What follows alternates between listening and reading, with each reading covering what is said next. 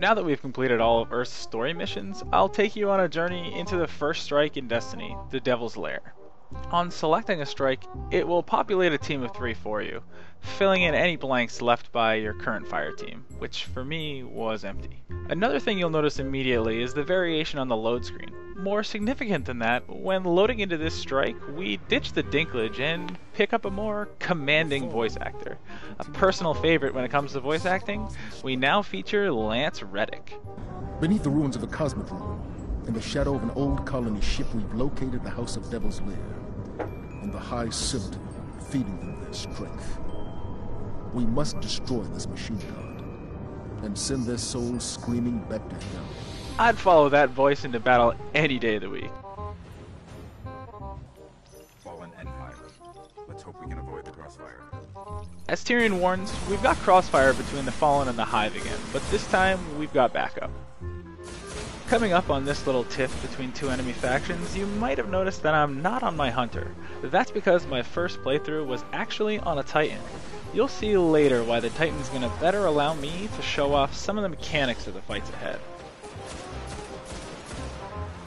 Let's start out with my super, Fist of Havoc, which basically one-shots captains and such. See you later. The way out of here is This sealed. encounter is a wave-based encounter, with 3 major waves, one for each level of the mesh that Tyrion is trying to hack. But each wave features multiple smaller waves as well. The Fallen are gonna come from this entryway over here throughout this entire fight, and the Hive are gonna come from a tunnel on the other side of this area. Keep a close eye for the Fallen that stand up top on these platforms. They've got snipers, which can hurt a lot, and sometimes they're even stealthed. If this is your first time grouping on a mission, you'll notice that you can revive fallen allies pretty quickly. I'll be doing quite a few Rambo reses in this video because I'm a Titan and I'm awesome. Actually, it's really because you're granted a shield after resing somebody, so don't hesitate to do it if you're only being shot at by something small. Fusion rifles are great in PvE on the Titan. Watch how quickly this captain gets the see ya and the later. Yeah, buddy. Fallen are getting smarter. Like the entire system is wired to it. I'll work faster. Of course he doesn't tell us what he thinks it is. I'm already hooked on this game, damn it. Just tell me.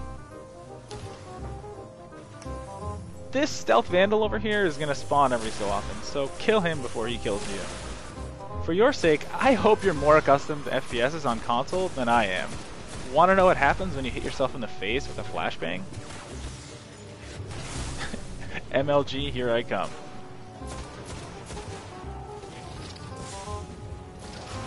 And I almost died to a stealth vandal after. Pretty standard.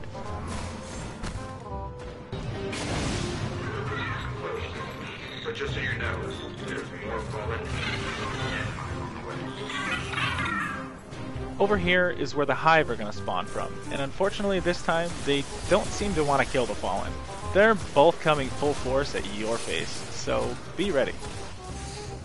There's a wicked awesome skill that allows Titans to aim their super mid-air. I don't have that skill yet. I don't know what the truck was going on during this clip, but I'm sure you can come up with your own hilarious commentary for what the frig I'm about to do. What am I aiming at?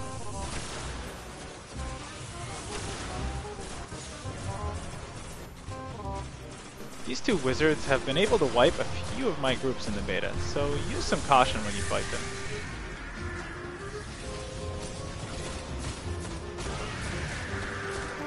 Damn it, that's Stealth Vandal again.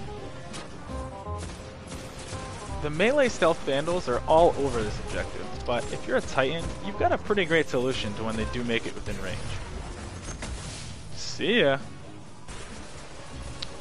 Here's a perfect time for me to rush in and use my super. God damn it!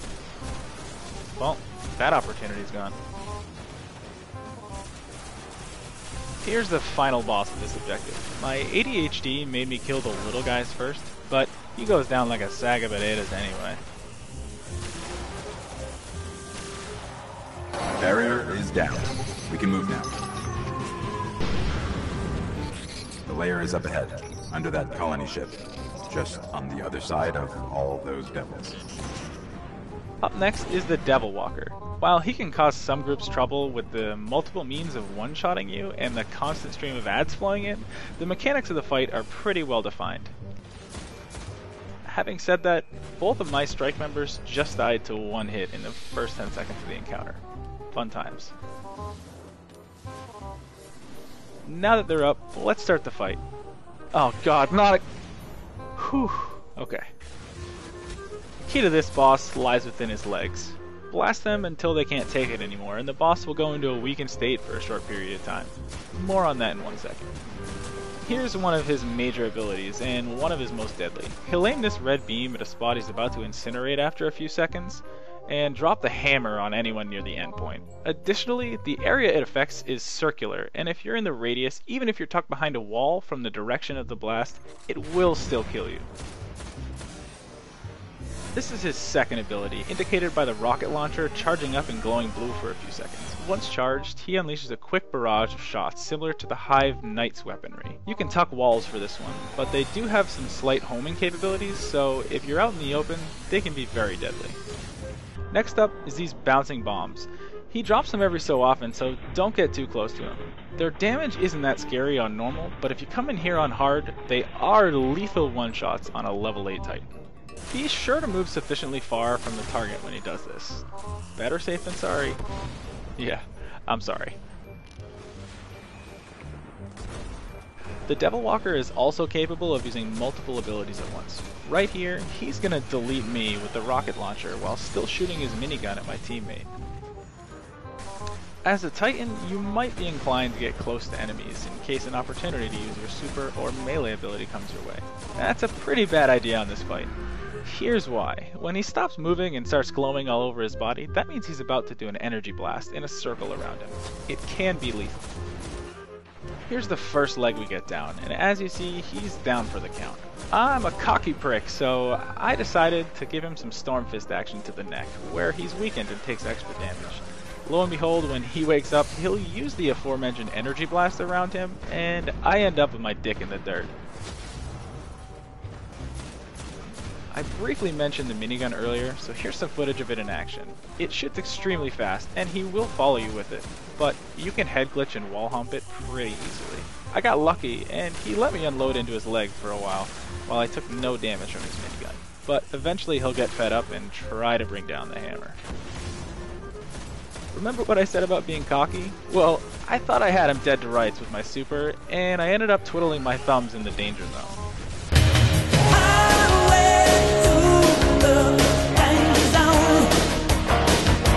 Oh, and my stupid ass is rewarded with something awesome for being dead when the boss dies. No experience. Derp. So this is the Devil's Lair. The last boss is in the actual Devil's Lair, and he's basically a giant mechanical beholder.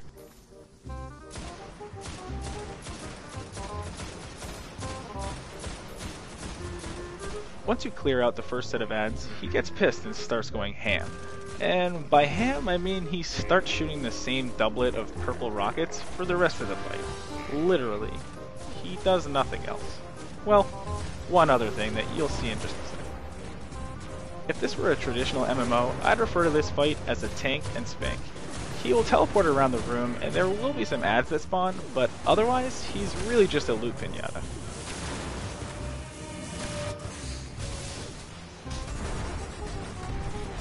Oh hey, look, I hit the level cap. Awesome. Can't wait for that to be 20. So, this is the only other thing he can do other than shoot rockets. If you get too close, he'll get pissed and try to melt anything that's standing in front of where he's facing. He wasn't targeting me with it, so I didn't die immediately, but I got caught with enough collateral damage to die from his next rocket barrage. A few more tips before this bundle of joy falls to me and my ragtag group of guardians. Head glitching and hugging walls comes in handy a lot on this fight. When you get him in the right spot, he can be pretty dumb and let you unload quite a few clips before teleporting somewhere else.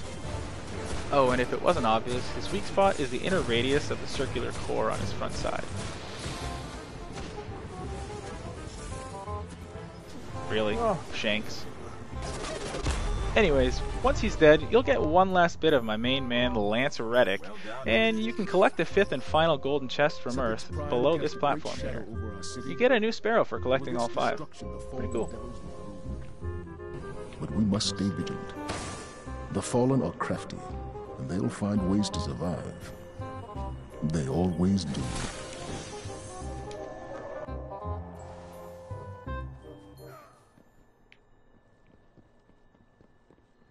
Instead of my usual outro page, I'd like to mention my charity fundraiser event that I'm doing at the launch. I'll be live streaming from midnight to midnight Eastern Standard Time in an effort to raise money for the Save the Children Foundation, because us gamers, we can change the world too.